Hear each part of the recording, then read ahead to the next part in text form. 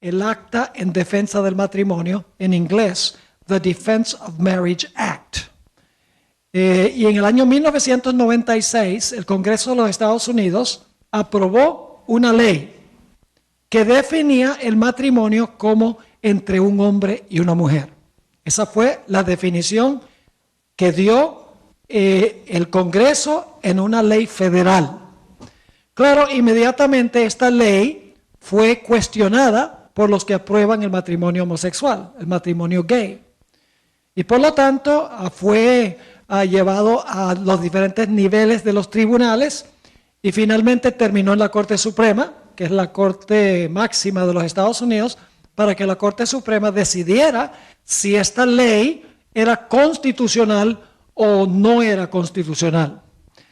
Es interesante notar que el presidente Bill Clinton, quien fue presidente durante 2 periodos en los Estados Unidos, quien es bautista, supuestamente los bautistas son conservadores teológicamente, defendió a capa y espada esta ley en 1996. Él presionó para que el Congreso emitiera y aprobara esta ley definiendo el matrimonio entre un hombre y una mujer. Pero con el cambio de los tiempos, el presidente Clinton ha tenido un cambio también.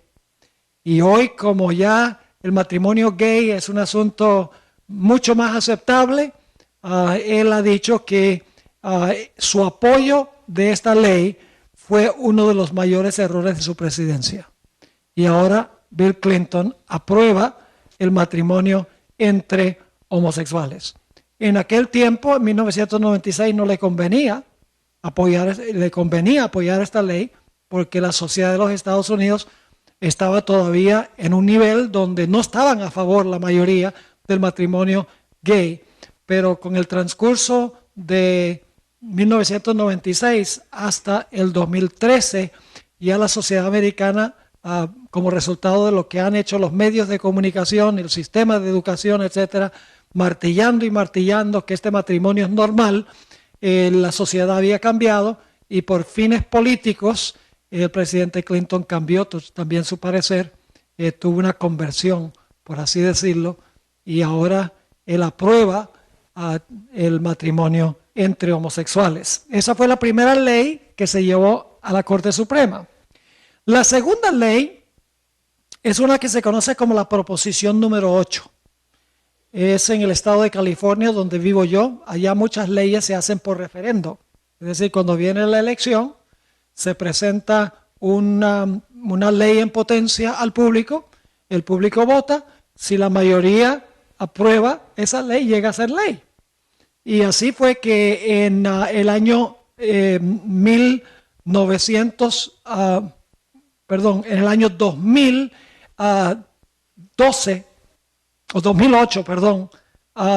en California se llevó esto en referendo a los habitantes de California y por un margen de 52% a 48%, el referendo ganó, definiendo el matrimonio como entre un hombre y una mujer. Es decir, la Proposición 8, el público se pronunció por referendo de que el matrimonio debe ser entre un hombre y una mujer.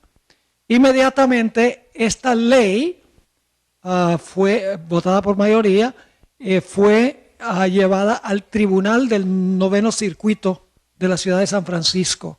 La ciudad de San Francisco es la capital de los gays en los Estados Unidos. Y la Corte allá, la Corte del Suprema o la Corte del 9º Circuito, es una corte muy liberal y por un voto de 2-1, porque 3 jueces fueron los que evaluaron si esta ley era constitucional o no, la Proposición 8, decidieron revocar lo que el público había votado por mayoría, por referendo. Es decir, fue en contra del voto del pueblo, para el pueblo y por el pueblo. Y esta decisión del Tribunal del 9º Circuito fue apelado a diferentes tribunales en diferentes niveles, finalmente terminó en la Corte Suprema de los Estados Unidos. Y la Corte Suprema, por más o menos 6 meses, en el año 2012 y 2013, analizó estas 2 leyes para determinar si las leyes eran constitucionales o no. Básicamente la Corte Suprema votó que DOMA era inconstitucional.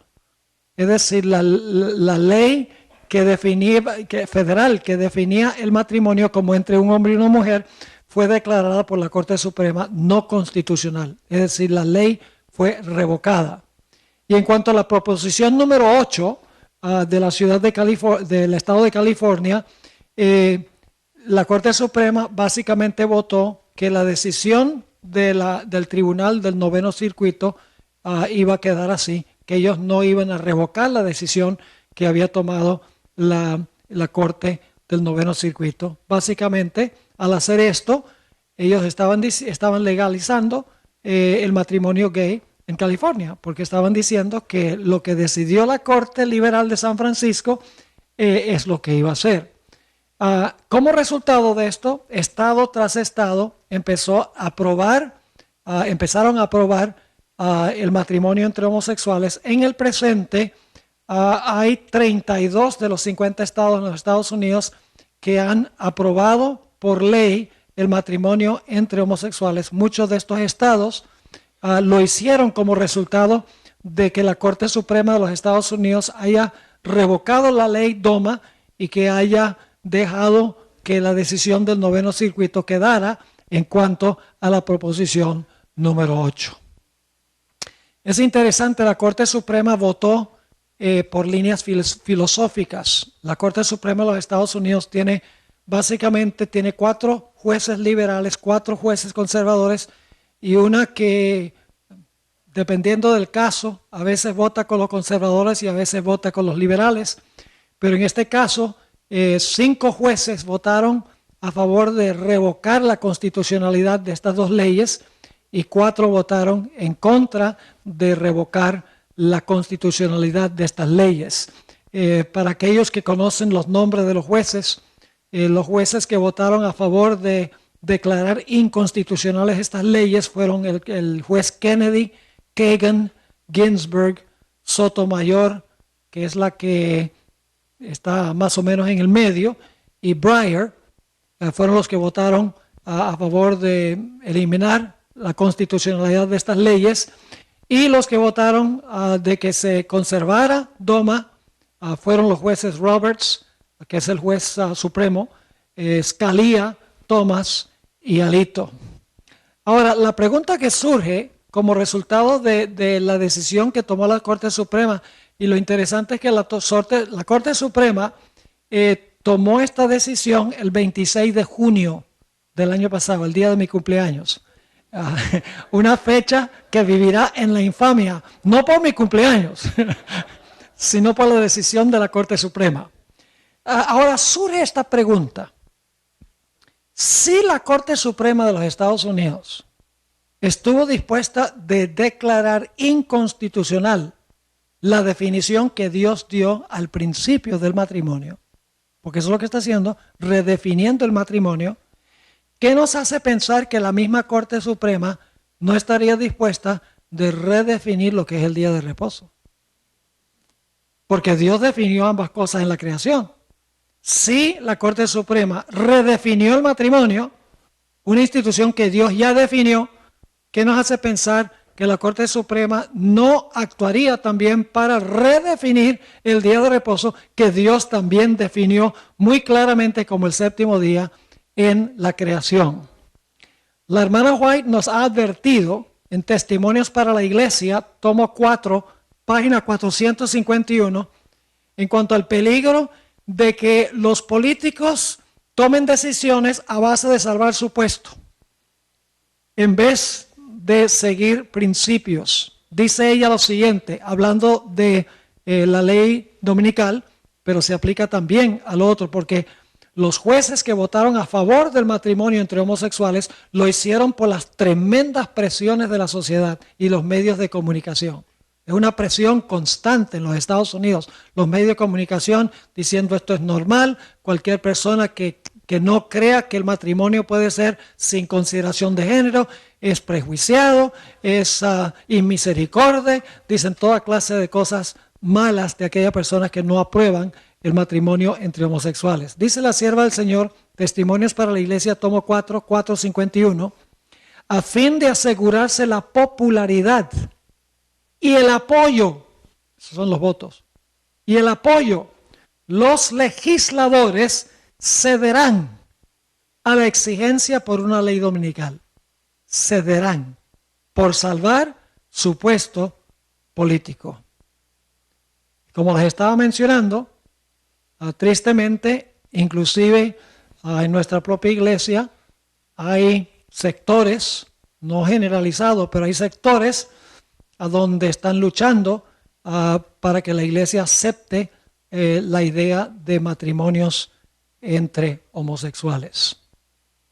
La pregunta clave es, ¿tiene el hombre mortal o aún el Estado el derecho de redefinir lo que Dios ya definió en el principio? No. La definición del matrimonio y el sábado son definiciones de Dios. El Estado no tiene ningún derecho de intervenir para redefinir lo que Dios ha definido. Hemos hablado entonces del ataque de Satanás en contra del matrimonio. Ahora hablemos del ataque de Satanás en contra del sábado, de la segunda institución que Dios estableció. La otra institución creativa que Dios estableció y definió como el séptimo día de la semana ha sido atacada por protestantes y por católicos. Lo han redefinido, no como el séptimo día de la semana, sino que lo han redefinido como el primer día de la semana. Y es interesante que muchas de estas iglesias conservadoras, cuando hablo de conservadoras, profesan creer en la inspiración de la Biblia, profesan creer en los milagros, en lo sobrenatural. Muchos de esos defienden a capa y espada el matrimonio entre un hombre y una mujer, pero al mismo tiempo atacan el sábado y dicen que el día de reposo es el primer día en vez del séptimo día. Es decir, no están dispuestos de redefinir una institución que Dios estableció, pero hacen todo lo posible por redefinir la segunda institución que Dios estableció al puro principio. Ahora, Satanás va a usar dos métodos para tratar de deshacerse del sábado. El primer método lo conocemos muy bien. En el documento que el pastor Sánchez prometió darles cuando ustedes salgan sobre la bestia y el número 666, ahí claramente, aunque yo no lo he leído, pero yo creo que ahí claramente van a encontrar una explicación de cómo Satanás va a tratar de deshacerse del sábado a través de leyes dominicales. Leyes que obliguen a la gente a guardar el domingo, leyes en contra de la observancia del sábado. Eso se encuentra, por ejemplo, en Daniel 7, donde habla del cuerno pequeño. Dice que pensará cambiar los tiempos y la ley. Y en Apocalipsis 13, de lo cual hablaremos Dios mediante mañana, en Apocalipsis 13, dice que la bestia, que es lo mismo que el cuerno pequeño, va a imponer la marca de la bestia. O sea, su marca la va a imponer, y cualquiera que no esté dispuesto de recibir la marca, no podrá comprar ni vender, y finalmente dice que será sentenciado a muerte, según Apocalipsis el capítulo 13. Es decir, el primer método que va a usar Satanás es el método de la persecución, el método de la fuerza.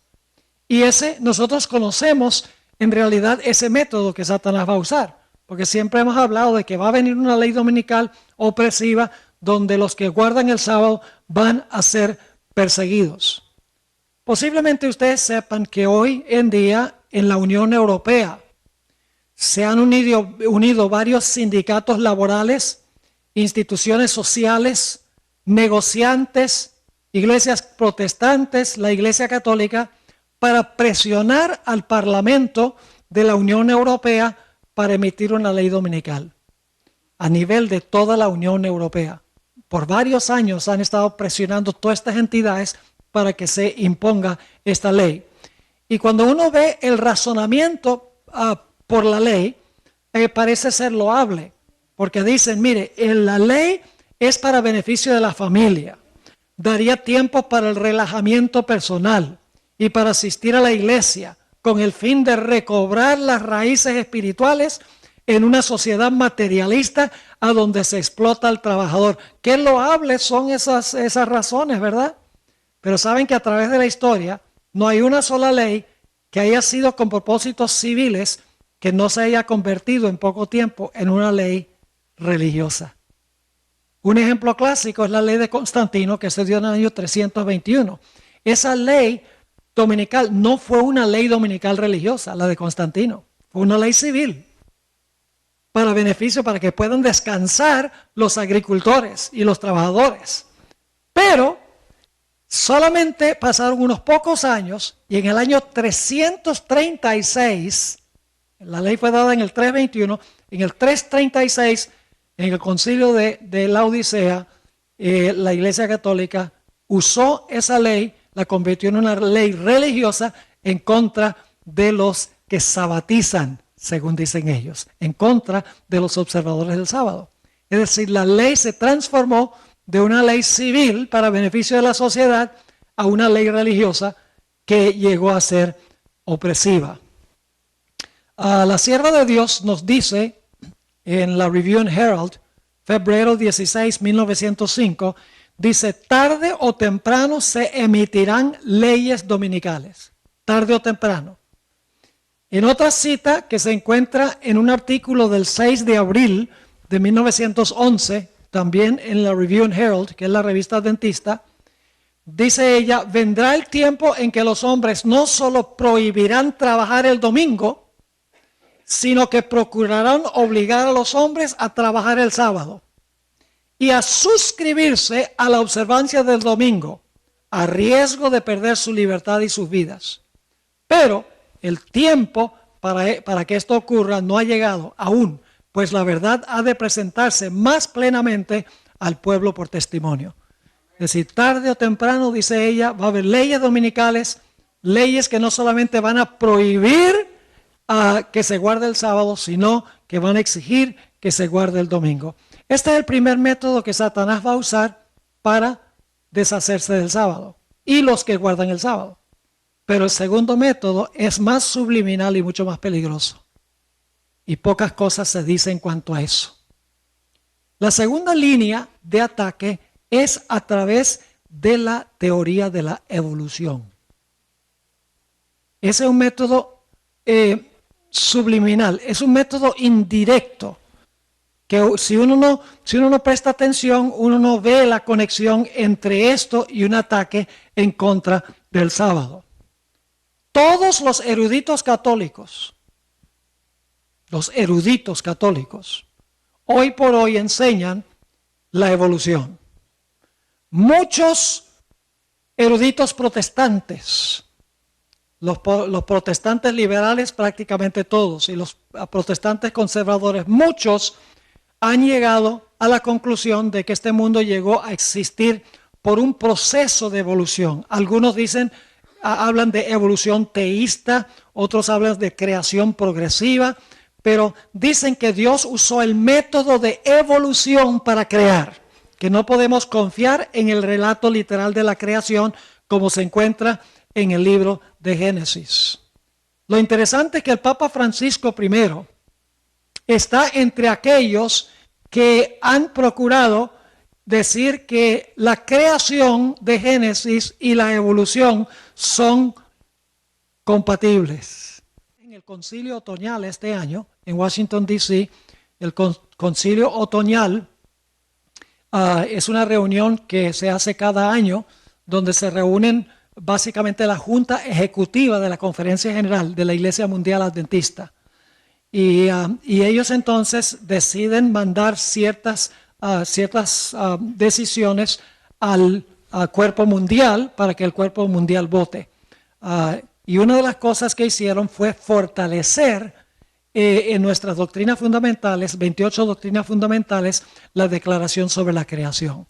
Y una de las cosas que pusieron allí, que no estaba antes, era bastante fuerte antes de que la creación fue literal en 7 días literales, pero añadieron que fueron 7 días literales como los días que existen hoy. En otras palabras, para que no haya ninguna comprensión errada, fortalecieron la declaración. Y dicho sea de paso, también la iglesia oficialmente fortaleció la definición del matrimonio. Pusieron allí, en la doctrina fundamental, pusieron que el matrimonio es la unión entre un hombre y una mujer. Claramente lo pusieron, y eso se va a referir el próximo año a la conferencia general en San Antonio, a donde la delegación de todo el mundo, que son más de 2,000 delegados, van a tomar lo que se recomendó de parte del concilio anual para luego votar, ya sea a favor de adoptar esa terminología o no votar a favor. La vasta mayoría del mundo va a votar a favor de fortalecer la definición que da la iglesia del matrimonio y lo que cree la iglesia en cuanto a la creación. Gracias a Dios tenemos un gran presidente de la conferencia general, un hombre que teme a Dios, que ama a la iglesia, que quiere reavivamiento y reforma y quiere que la iglesia se atenga a sus raíces, que no abandone sus raíces teológicas. Debemos orar por él porque tiene presiones inmensas ahora de muchas diferentes partes. Permítame hablar un poquito sobre el concepto que tiene Francisco I de la creación y su relación con la evolución. Y antes de decir esto, yo quiero decir que el Papa es un camaleón. Esta es la mejor forma que lo puedo describir. Y la hermana White describe el papado. Ella dice, bajo la apariencia variable del camaleón se encuentra el veneno invariable de la serpiente. Así que no soy yo el que lo está diciendo, lo dice la sierva del Señor. Posiblemente ustedes se han dado cuenta que recientemente cuando le preguntaron qué dice él del matrimonio gay, él dice, bueno, ¿quién soy yo para juzgar? Y le voy a leer una cita sobre la creación. Cuando le preguntaron sobre la creación, él dice, no, dice, la creación y la evolución son perfectamente compatibles. Porque él quiere complacer a la iglesia y él quiere también complacer a los científicos. Y quiere complacer, o sea, en forma indirecta, cuando dice, ¿quién soy yo para juzgar? Él no está diciendo yo estoy a favor o en contra. Sencillamente está dejándolo en el aire porque él quiere complacer a ambos grupos. Esa es la forma de obrar los jesuitas. Mañana les voy a hablar de eso. Él es el primer jesuita en 500 años en ser papa. La Iglesia Católica nunca quería meter un jesuita ahí como papa, porque los mismos católicos le tienen miedo a la secta de los jesuitas. Pero finalmente terminó allí y él lo que está haciendo es tratando de complacer a los científicos, de complacer a los medios de comunicación, al mismo tiempo mostrar que él es el conservador para entonces echarse todo el mundo al bolsillo. Esa es la estrategia. Ahora, déjenme leerles algunas citas que mencionó, que son citas directas de Francisco I. Dijo lo siguiente: cuando leemos el relato de la creación en Génesis, corremos el riesgo de imaginar que Dios fue un mago que con su vara mágica fue capaz de hacer todo. Pero no es así. Él creó la vida y permitió que cada criatura se desarrollara según las leyes naturales que les dio a cada uno. Es decir, Dios en cada ser puso el mecanismo de la evolución para que ese ser pudiera evolucionar. ¿Ve? Dios fue el creador porque Él puso el mecanismo de la evolución. Pero entonces la evolución es lo que creó lo que tenemos ahora. En otra cita Él dice, Dios creó a los seres humanos y les permitió desarrollarse según las leyes internas que Él les dio a fin de que pudieran alcanzar su pleno desarrollo. Hermanos y hermanas, esa es falsa teología, porque la teología bíblica dice que el hombre no se va a desarrollar hasta alcanzar su ápice. La Biblia dice que el mundo se va a volver peor y peor y la única esperanza del mundo es la segunda venida de Cristo Jesús. Otra cita dijo, ustedes saben que es el Big Bang, que supuestamente el universo comenzó con una explosión grande y de ahí surgió la vida. Y bueno, uno tiene que tener más fe para creer en la evolución que en la creación. Francamente, yo no puedo entender cómo un evolucionista puede creer en la evolución. Es ridículo. Dice lo siguiente, el Big Bang que hoy aceptamos como explicación para el origen del mundo, no contradice la intervención de un creador divino, sino que la requiere. Es decir, el Big Bang exige a un creador, porque después de la explosión el creador entonces pone todos los mecanismos para que pueda haber evolución. En otra cita dijo, la evolución en la naturaleza no es incompatible con la noción de la creación, pues la evolución requiere la creación de seres que evolucionan. Y una última, esa es la última cita. Así que para Francisco, la creación, como se relata en Génesis, es una alegoría. No se realizó así como dice el libro de Génesis. Sencillamente quiere darnos el mensaje de que Dios en algún momento comenzó un proceso estableciendo el mecanismo de la evolución y por millones de años se ha realizado la evolución, claro, establecido por Dios. Es decir, Dios estableció un método de creación por evolución. Algunos dicen evolución teísta, creación progresiva, le dan diferentes nombres. Mi Biblia me dice que Dios creó el mundo en 6 días y reposó el séptimo. Y mi Biblia dice que Dios habló y existió. Y yo tengo suficiente fe como para creer lo que Dios dice, sencillamente. La hermana White dice que aquellos individuos que tratan de conciliar y concordar la ciencia con la revelación, dice que han perdido la sencillez de la fe. La fe es un don de Dios. Mire, yo no necesito que alguien que me compruebe usando diferentes argumentos de que Dios fue el creador. Ya para mí eso quedó resuelto hace muchísimo tiempo en mi mente. Yo sencillamente acepto el relato bíblico como cierto, tengo fe de que pasó así y duermo muy bien. No tengo ningún problema. Yo le digo a la gente, bueno, si tú quieres creer que viniste del mono, esa es tu prerrogativa. Pero yo vine de las manos del Creador. Si tú crees que viniste del jardín del zoológico, está bien, pero yo vine del jardín del Edén. Ahora escuchen bien.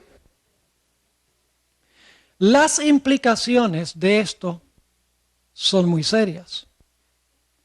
Porque si el relato de la creación no pasó como está en Génesis, no hay ninguna base para creer que el matrimonio debe ser entre un hombre y una mujer.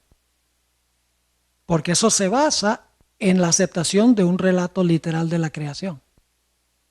Si la creación no fue como dice Génesis, ¿qué base tenemos para decir que el matrimonio debe ser entre un hombre y una mujer? Aún más serio que eso, si Dios no creó el mundo en 6 días y reposó el séptimo, ¿qué base tenemos para usar el libro de Génesis para decir que el sábado es el día que debemos guardar como día de reposo? Es decir, Satanás, mis hermanos y hermanas, ha hecho lo posible por crear esta teoría de la evolución para descartar el relato de Génesis, para que la gente esté dispuesta a aceptar otra definición del matrimonio y otra definición del día de reposo, porque si lo que relata Génesis no pasó así, no hay base para arguir de que el matrimonio debe ser como lo creó Dios o el sábado debe ser como Dios lo creó. Esa es la forma subliminal e indirecta en que Satanás está obrando. Y lo que Satanás está tratando de hacer es minar la confianza de la gente en la palabra de Dios. En el libro Conflicto de los Siglos 6:13 y 6:14, dice la sierva del Señor, Satanás hace creer al mundo que la Biblia no es más que una ficción, o cuando mucho un libro apropiado para la infancia de la raza, del que se debe hacer poco caso ahora o ponerlo a un lado por anticuado. Y para reemplazar la palabra de Dios, ese mismo Satanás ofrece sus manifestaciones espiritistas. Es decir, trata de llevar a la gente a depender sobre sus emociones, sus sentimientos, sus experiencias subjetivas, porque Satanás puede controlar así a la persona completa y totalmente, porque no hay ninguna norma externa por la cual probar su experiencia para saber si es de Dios o no. Y ese tema lo vamos a tratar Dios mediante pasado mañana. La importancia de las Escrituras en estos últimos días en la crisis final. Ahora, ¿qué va a causar la desintegración de la sociedad? ¿Qué causa la desintegración de una sociedad? Dos cosas. Número uno, la destrucción del matrimonio. Como va el matrimonio, así va la sociedad, el país y el mundo. Así que la primera línea de ataque de Satanás es para desintegrar la sociedad a nivel horizontal, es atacando el matrimonio. Como les mencioné antes, el 41% de los bebés que nacen en los Estados Unidos nacen de madres que no están casadas. Más del 50% de los matrimonios terminan en divorcio y muchos de ellos están separados y no se han divorciado. Y además de eso, muchas veces los hijos son educados mayormente por la televisión, por los juegos de video, por su iPhone, etc. ¿Qué clase de sociedad puede uno esperar cuando los niños no tienen una madre en el hogar que atienda a los niños? Yo quiero decirles, yo admiro mucho a las madres que hacen homeschool para sus hijos. Es una cosa peligrosa mandar a los hijos a las escuelas públicas hoy en día. Se los digo sinceramente, porque los valores que se están enseñando ahí son terribles y las influencias son devastadoras para la familia. Si hubo un tiempo, hermanos y hermanas, en que debemos reunir a nuestros hijos cerca de nosotros y enseñarles y cuidarlos y adiestrarlos y educarlos, es ahora. Porque la sociedad y el mundo y los medios de comunicación, las películas de Hollywood, la música, todo está hecho para apartar a nuestros hijos, a nuestros jóvenes de Dios.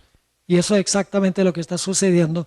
Satanás tiene como primera línea de ataque el hogar, el matrimonio, la familia. Pero hay un segundo factor que causa que se desintegre la sociedad y es que se pierde el respeto a Dios.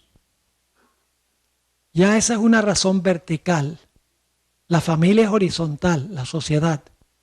Pero Satanás sabe que él tiene que minar la confianza de la gente en Dios como el creador, en la grandeza de Dios, que le debemos nosotros a Dios respeto, que le debemos reverencia, porque Él es el gran Dios, el creador. Y lo que ha hecho Satanás es llevar a la gente a pensar que Dios es uno tal cual como nosotros. Hoy en día, mis hermanos y hermanas, la adoración, el estilo de adoración en las iglesias, inclusive muchas iglesias adventistas, se centra en el adorador, no se centra en el que adoramos. La gente dice, no, yo quiero la clase de música que a mí me gusta. Yo quiero que se predique lo que a mí me gusta. Yo quiero que venir vestido como yo me siento cómodo. Es decir, el culto se ha vuelto un culto en honor al adorador, en vez de un culto al que se adora. Cuando nosotros venimos a la presencia de Dios debemos venir con respeto. Es el gran Dios, es el creador del cielo y la tierra. Debemos vestir como si venimos a encontrarnos con el gran Dios. Debemos usar la música más sublime que honra y glorifica a nuestro Dios. Debemos adorar a Dios en la hermosura de la santidad, dice la Sagrada Escritura. No se trata de nosotros, yo voy a adorar como a mí me gusta, como a mí me hace sentir bien. No, ese no es el propósito de la adoración.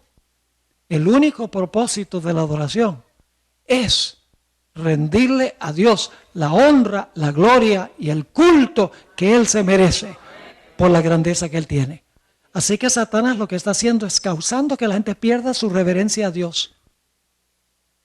Ahora yo pregunto, ¿cuál es la señal que Dios ha dado para que nosotros recordemos que Él es el gran creador ante quien tenemos que rendirle cuentas? El sábado. Así que el diablo dice, si puedo destruir el sábado, voy a causar que el hombre olvide a aquel a quien apunta el sábado. La sierva de Dios dice que si el sábado siempre se hubiera observado, no habría un infiel, ni un ateo, ni un incrédulo. porque siempre recordarían que Dios es el gran Dios, el eterno Dios. Así dice que Satanás tiene un doble ataque. Él dice, yo ataco el matrimonio y destruyo el nivel horizontal de la sociedad, y ataco el sábado y destruyo la relación vertical con Dios, atacando las dos instituciones que Dios hizo en la creación. Ese es el punto de ataque de Satanás. Quiero leerles una cita que conseguimos en el Conflicto de los Siglos, página 649. Y ustedes dirán, wow, ¿será posible que pase esto? Va a pasar. Dice ahí la sierva del Señor, los que honran el sábado de la Biblia serán denunciados como enemigos de la ley y el orden, como quebrantadores de las restricciones morales de la sociedad y por lo tanto causantes de anarquía y corrupción que atraen sobre la tierra los altos juicios de Dios. Sus escrúpulos de conciencia serán presentados como obstinación, terquedad y rebeldía contra la autoridad. Serán acusados de deslealtad hacia el gobierno. Cuando el gobierno dé una ley de que todos tienen que guardar el domingo y nosotros digamos que no, se va a acusar de deslealtad al gobierno. ¿Es así o no es así? Ahora escuche, la Corte Suprema de los Estados Unidos tiene 9 jueces. 6 son católicos, de los 9. Es algo muy serio. Saben, los Estados Unidos tiene 3 ramos de gobierno. El ejecutivo, que es básicamente el presidente y su gabinete. El legislativo y el judicial. El legislativo redacta las leyes. El ejecutivo hace que se cumplan las leyes. Y el Poder Judicial, la Corte Suprema, interpreta las leyes para decidir si son constitucionales o no. El ramo de gobierno más poderoso en los Estados Unidos es la Corte Suprema. Y les voy a explicar por qué. Yo no sé si ustedes recuerdan la elección del año 2001, cuando no se sabía quién había ganado la elección en los Estados Unidos por un problema que tuvieron en la Florida.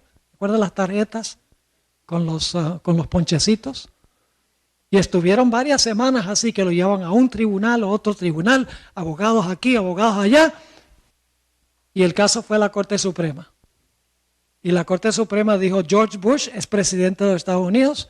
La Corte Suprema eligió al presidente de los Estados Unidos. Así de poder tiene la Corte Suprema de los Estados Unidos. Ahora yo pregunto, en los Estados Unidos hay una primera enmienda a la Constitución que dice que el Congreso no puede hacer ninguna ley que establezca religión. O sea, el Congreso no puede hacer ninguna ley que haga una ley, o sea, una ley donde usted tiene que hacer algo religioso. Y la segunda cláusula dice que el Congreso no puede hacer ninguna ley que prohíba que usted practique su religión. Es decir, no puede hacer observancias religiosas que obligue a la gente a cumplir ciertos requisitos religiosos, ni tampoco que la gente practique su religión. Es decir, el Congreso está prohibido meterse en el asunto de la religión. Yo pregunto, tomando en cuenta eso, ¿sería inconstitucional una ley dominical en los Estados Unidos? ¿Sería inconstitucional? Claro que sí. Hasta un niño puede entender que una ley dominical es establecer religión. Yo pregunto, ¿una ley que prohíba la observancia del sábado sería inconstitucional? Claro, porque no puede hacer ninguna ley que prohíba que la gente practique su religión. Decir que no pueden guardar el sábado está prohibiéndoles que ellos observen su religión. Estas leyes serían claramente inconstitucionales. Pero ¿qué sucede si la Corte Suprema declara que leyes inconstitucionales son constitucionales? La ley va, aunque sea inconstitucional.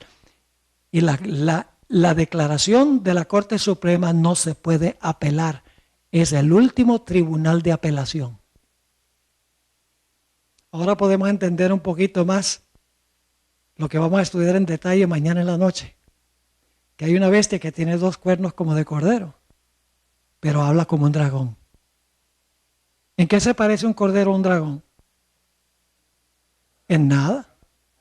Pero aquí tenemos esta bestia que tiene dos cuernos como de cordero, pero se porta como un dragón. Eso es lo que va a pasar. En los Estados Unidos no se va a eliminar la primera enmienda de la Constitución. O sea, no se va a eliminar lo que dice que el Congreso no puede hacer ninguna ley que establezca religión, ni puede prohibir que usted practique su religión. Eso va a quedar en la Constitución. Pero lo que va a pasar es que la Corte Suprema va a declarar que leyes que no son constitucionales, en realidad son constitucionales. Y de esa manera esa nación, que tiene esos dos cuernos como de cordero, que representa libertad civil y religiosa, separación de la iglesia del Estado, va a terminar estableciendo religión y prohibiendo la práctica de la religión, contradiciendo su propia característica. Mañana vamos a estudiar un poquito más ese asunto. Sigue diciendo, sus escrúpulos de conciencia serán presentados como obstinación, terquedad y rebeldía contra la autoridad. Serán acusados de deslealtad hacia el gobierno. Ahora bien, si quienes especialmente lo van a hacer. Los ministros que niegan la obligación de observar la ley divina predicarán desde el púlpito que hay que obedecer a las autoridades civiles porque fueron instituidas por Dios y fueron establecidas por Dios, pero no para meterse en religión, para gobernar en asuntos civiles, sí, pero no para meterse en asuntos de religión. Hay que dar a César lo que es de César y a Dios lo que es de Dios, no juntos sino separados. Los ministros que niegan la obligación de observar la ley divina predicarán desde el púlpito que hay que obedecer a las autoridades civiles porque fueron instituidas por Dios. En las asambleas legislativas y en los tribunales de la justicia se calumniará y condenará a los que guardan los mandamientos de Dios. Se falsearán sus palabras y se atribuirán a sus móviles las peores intenciones. La gente en la oficina, yo represento un ministerio que se llama Secrets Unsealed. Comenzamos hace unos 10 años. Comenzamos en 2 cuarticos de la iglesia, una cosa pequeña, pero ha crecido una barbaridad. Ahora tenemos 10 empleados, tenemos nuestro propio edificio, estudio de producción, etc. Y la gente que trabaja allí siempre vive diciéndome, pastor, cuando venga el asunto de la ley dominical y cuando venga el asunto del matrimonio gay, usted va a ser el primero que van a arrestar. y yo les digo, eso es cierto, pero como ustedes trabajan conmigo, ustedes se van a la cárcel conmigo. Viene el día en que va a pasar eso. Hermanos y hermanas, si hubo un tiempo en que la iglesia adventista tiene relevancia, es ahora. El mensaje del primer ángel. Temed a Dios y dadle gloria, porque la hora de su juicio ha llegado, y adorad a aquel que hizo el cielo, la tierra, el mar y las fuentes de las aguas. Adora al Creador. ¿Qué mensaje tenemos para el mundo? Nosotros no podemos predicar el mismo mensaje que predican todas las demás iglesias. En un tiempo de crisis como este, y nada más estamos predicando lo que predican los bautistas y los metodistas y los presbiterianos. Hermanos y hermanas, no. Dios nos ha llamado a proclamar los mensajes de los 3 ángeles. Y mañana vamos a hablar más sobre los mensajes de los 3 ángeles y la actualidad que tienen estos mensajes para nuestro tiempo en especial. Quiero terminar leyéndoles una cita. Es triste esto cuando yo lo leo. ¿Qué va a pasar con los Estados Unidos?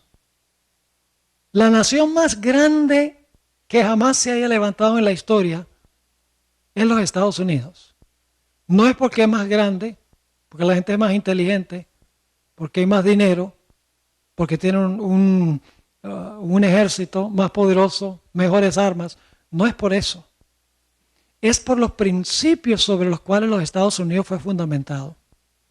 Principios divinos donde la gente iba buscando libertad de conciencia para adorar a Dios de acuerdo a como lo dicta su conciencia. Pero escuchen lo que dice la sierva del Señor en la revista Señales de los Tiempos, del 4 de julio, día de la independencia de los Estados Unidos, 1899. Dice la sierva del Señor: la nación más grande y favorecida sobre la tierra es los Estados Unidos.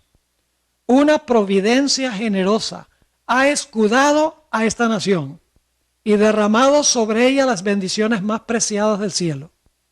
Aquí han hallado refugio los perseguidos y oprimidos.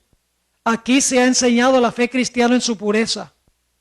Este pueblo ha recibido gran luz y misericordia sin par. Pero estos dones han sido repagados con ingratitud y un olvido de Dios.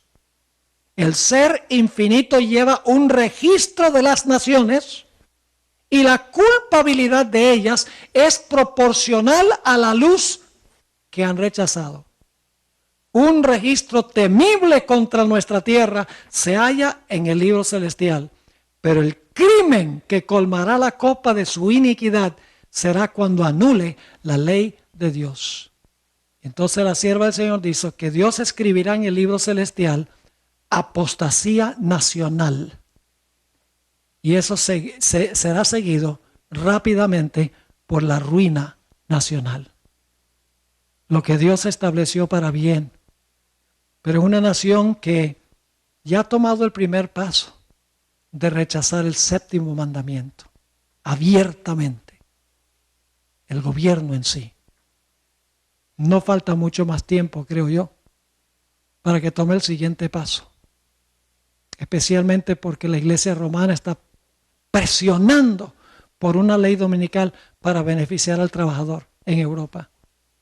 Y estoy seguro que el próximo año, cuando el Papa visite los Estados Unidos y dé su discurso, creo que en septiembre, ante el Congreso de los Estados Unidos, el Senado y la Cámara de Representantes, todos reunidos, estoy seguro que él va a hablar en contra de la sociedad materialista en la cual nosotros vivimos, la necesidad de beneficiar a los pobres y la necesidad de darle a la gente tiempo para recargar sus baterías espirituales, tiempo para ir a la iglesia, tiempo para descansar en una sociedad que es súper materialista.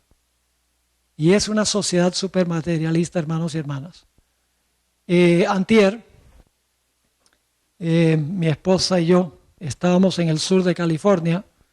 Fuimos allá un par de días, alquilamos un apartamento ahí al lado de la playa, sencillamente para caminar y respirar el aire del mar y comer y dormir y bueno, disfrutar. Y decidimos el viernes por la mañana ir a comer a un mall. Y les cuento, hermanos y hermanas, eso es lo que llaman Black Friday. Que por cierto me dijeron que aquí pusieron su propio Black Friday para que la gente no se vaya para allá. ¿Es verdad eso? Hay que preguntarle a Mireya, ¿es verdad?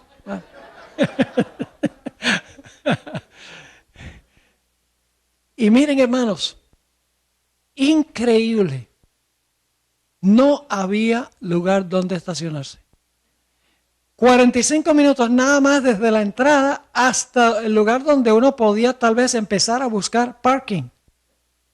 Y no había. Manejé. Finalmente me tocó estacionarme lejísimo. Todo el mundo con el afán de gastar. De comprar lo que no necesitan y gastar lo que no tienen. En una sociedad como esa es que apela una ley dominical. Donde la gente dice ya, suficiente, materialismo, necesitamos regresar a nuestras raíces espirituales. Pero con eso viene el domingo, no el sábado.